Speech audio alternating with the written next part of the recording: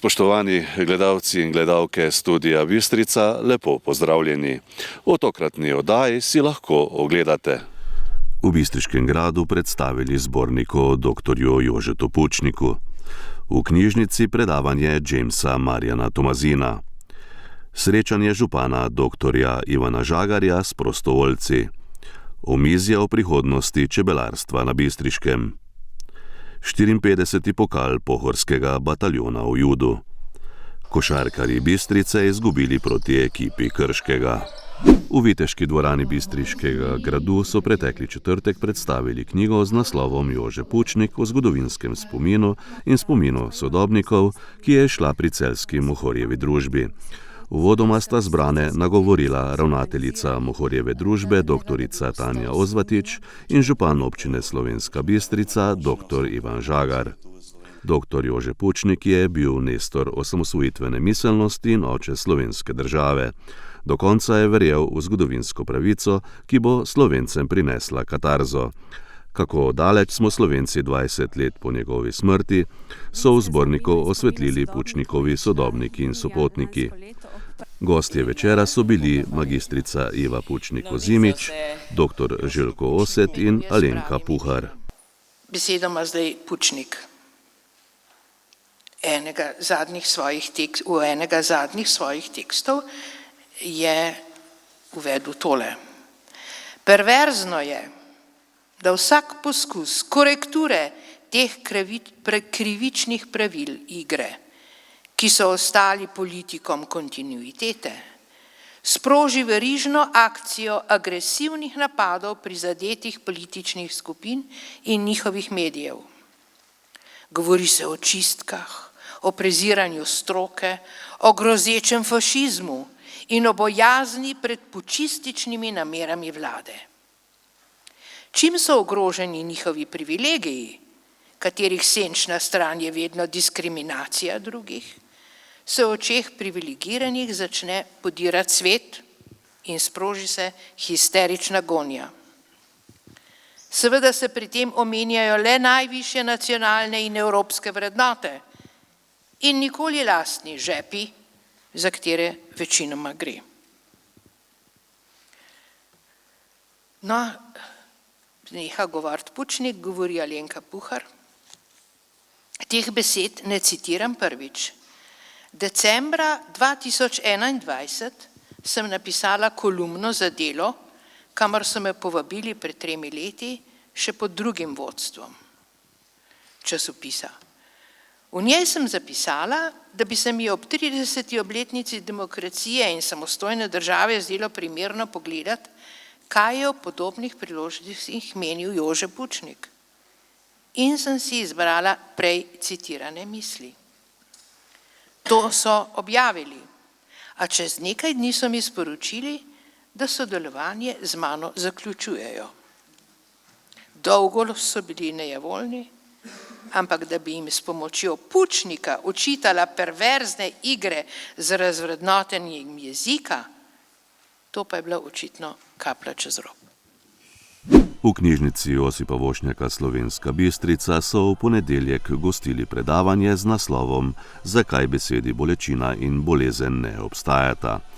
Predaval je James Marjan Tomazin, bioenergetik, trener fitnesa, učitelj smučanja, tenisa in plavanja, dolgoletni reševalec iz vode ter učitelj metode, ki športnikom, rekreativcem in tudi vsem ostalim pomaga razumeti povezavo med fizičnim telesom in stanjem duha ter tako pozdraviti poškodbe na veliko bolj temeljit način. Vsak od nas to, kar počne, ni kar že zdaj to delal, ni kar imel firme, ni kar bil direktor, ni kar ne vem kaj znal, ni kar imel doktorata.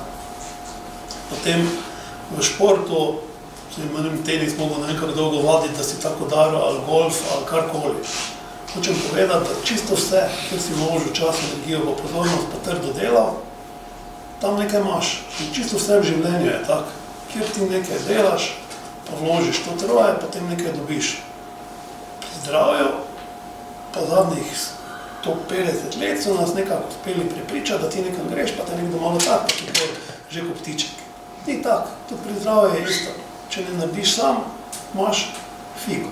Šolstvo danes malo čudno počne to, kar počne, vem, koliko poznate učenje, jaz se tudi z glavo ful dosti ukvarjam, pa s temi stvarmi, ko se ti nekaj učiš, recimo, da je to ena stran, pa samo ene besede ali pa dveh ne veš. To pomeni, da boš imel take luknje vnaprej, da to ne bo ostalo. To pomeni, tudi pri učenju je treba vedeti, kako se učiti, žal tega ne učijo še.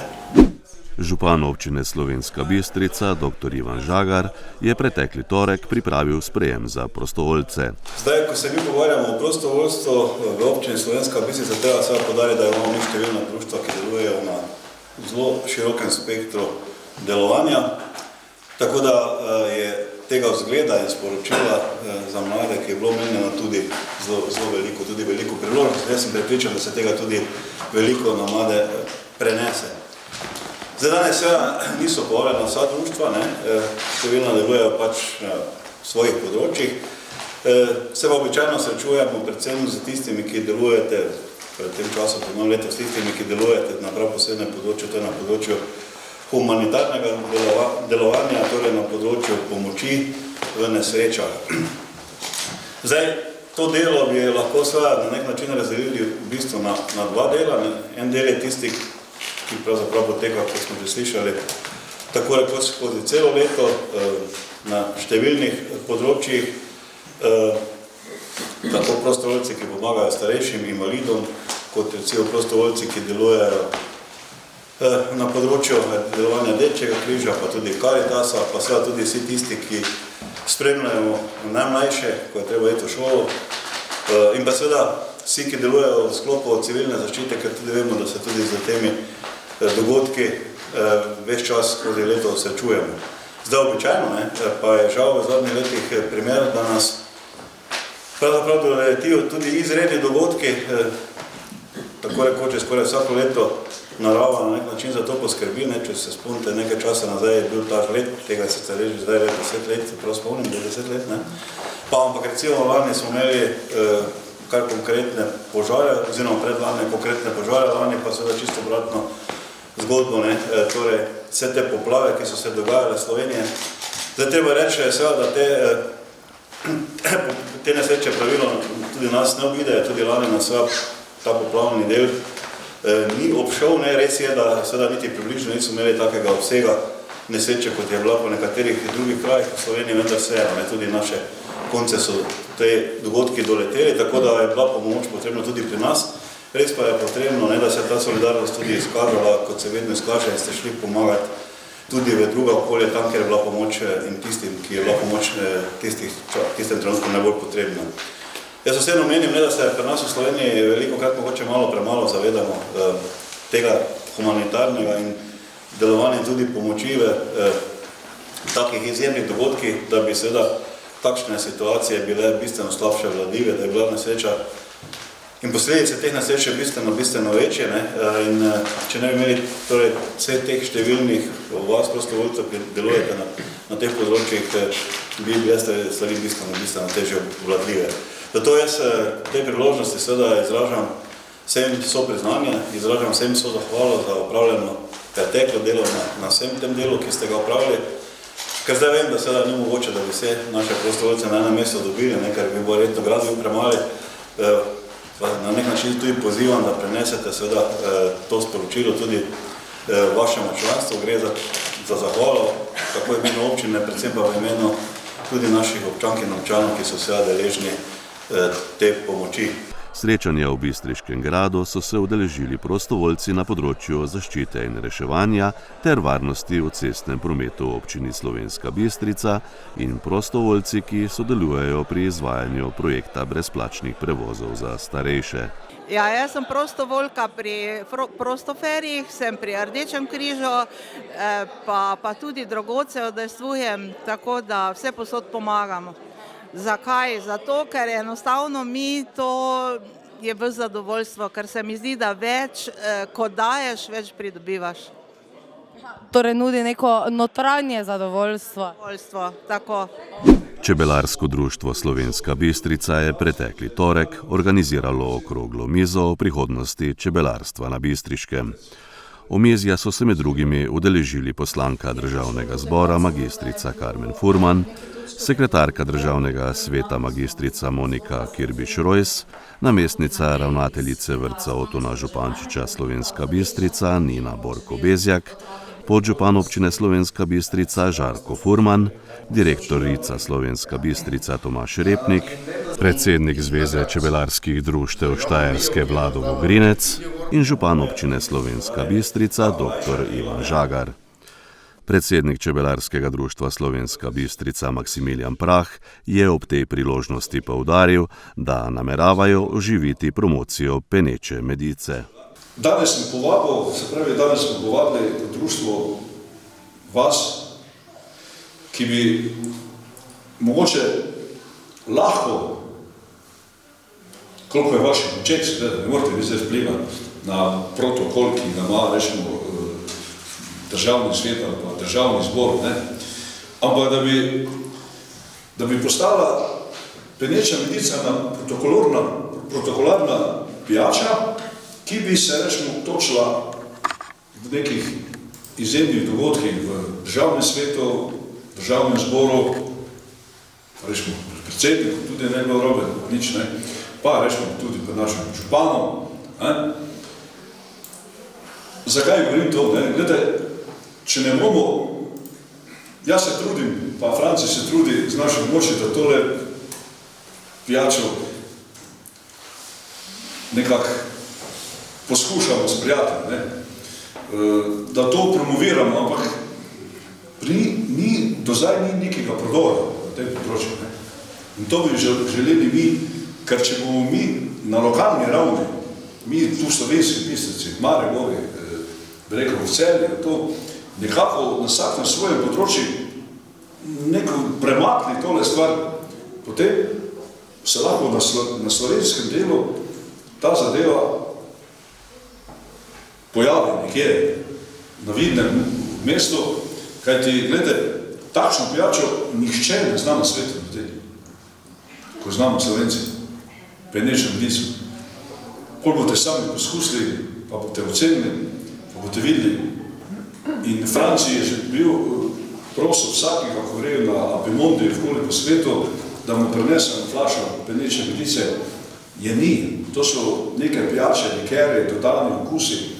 Da bi pa nekdo vzel med, pa vodo, pa to zmešal, pa to dal v sod, pa fermentiral, da se to zavre po domače, pa potem naredil medico ven, pa potem bo plemenito, pa naredil penečo medico, to pa ne znajo.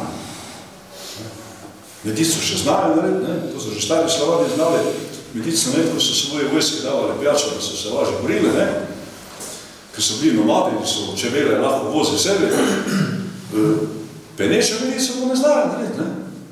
In to je pa klasična metoda, ki jo pa znamo tukaj narediti na tem področju. In če bi to razširili na tem področju, pa še ostale del Slovenije, bi to nekaj prodrli. Jaz verjamem v uspeh, Judo klub Impol je uspešno organiziral že 54. tekmovanje za pokal pohorskega bataljona. V članski kategoriji so nastopili tekmovalci iz Bosne in Hercegovine, Italije in Slovenije. Najbolj množična je bila zasedba s tekmovalci slovenskega prostora, med katerimi je nastopilo tudi 9 judoistov iz domačega kluba. Impoljčani so osvojili 3 prva mesta in 1 drugo. V kategoriji do 60 kg je na najvišjo stopničko stopil reprezentant David Štarkel ter potrdil dobro pripravljenost pred nastopi na mednarodni sceni. To je neka lepa, kako sem že prej rekel, pred domačimi gledalci, da zmagaš nekaj posebnega. Isto kot smo ligo letos, oziroma lani smo ligo zmagali tudi pred domačimi, to je bilo nekaj posebnega. Vsaka zmaga je lepa. V lahki kategoriji do 66 kg je 4 zmage za prvo mesto nanizal Primož Jug. Eden od ciljev v novi sezoni pa je čim bolje nastopiti na posameznem državnem prvenstvu. Ni bilo lahko, vse 4 borbe so bile kar zahtevne. Finalu sem imel borca, ko ga že dobro poznam, smo imeli že 5-6 dvobojev, ampak ja, sem starejši, malo bolj izkušen mogoče, tako da sem ga tudi tu znal umiriti in tako premagati. Ja, pritisk je dosti večji zaradi domače publike. ampak je občutek tudi boljši, ko stopiš na prvo mesto. V težki kategoriji do 100 kg je neugodne tekmece premagal Marijo Gašparič in še enkrat več dokazal, da je pred njim še lepa prihodnost. Zmagovati pred svojimi navijači pa mu je vedno najlepše. Ja, zmaga na domačem turnirju, sezono sem začel na najboljši možen način. Še bolj kot to, zmagali smo tudi skupno kot ekipa, tako da fenomenalen začetek sezone, pa upamo, da bo šlo tako naprej. Srebrno kolajno pa je v najlažji konkurenci pri članih dodal Gal Blažič, ki je nastopil tudi v konkurenci kadetov, ter med svojimi vrstniki ponesel kolajno zlatega sijaja. Seveda konkurenca je velika, tudi bilo je dosti tekmovalcev na našem tekmovanju. Moje borbe je prostor za izboljšanje, ampak so bile načeloma dobre. V konkurenci kadetov, kjer je nastopilo 66 judoistov, so zraven omenjenih držav članske konkurence nastopili še borci iz Avstrije. Prvi mesti za Impol sta zraven Blažičeve dodala še Luka Kodrič v težinski kategoriji do 66 kg in Tjaž Pintarič, ki je kimono potil med borci, ki so tehtali 73 kg.